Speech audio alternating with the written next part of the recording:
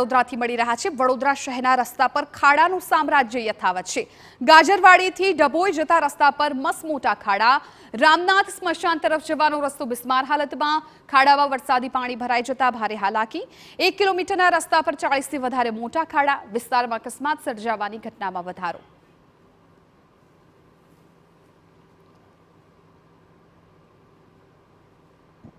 गाजरावाड़ी थी Yamuna mill road है साहेब।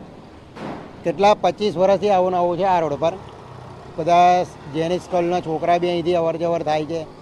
સાંજે તો ટ્રાફિક જામ થઈ જાય છે અને એનો કોઈ નિકાલ આવતો નથી। વર્ષોથી રજૂઆતો કરેલી છે। રોડ મંજૂર બી થઈ ગયેલો છે, હવે કે કાગળ પર જ મંજૂર થયેલો છે, એનો કોઈ આગળ કાર્યવાહી થતી જ નથી।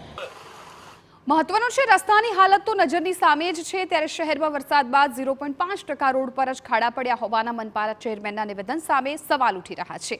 અહીંના સ્થાનિકોમાં પણ ભારે રોષ છે। તંત્ર સામે આક્ષેપ કર્યા છે કે અનેક વર્ષો થઈ ગયા છતાં આ રોડની સ્થિતિ ખરાબ છે।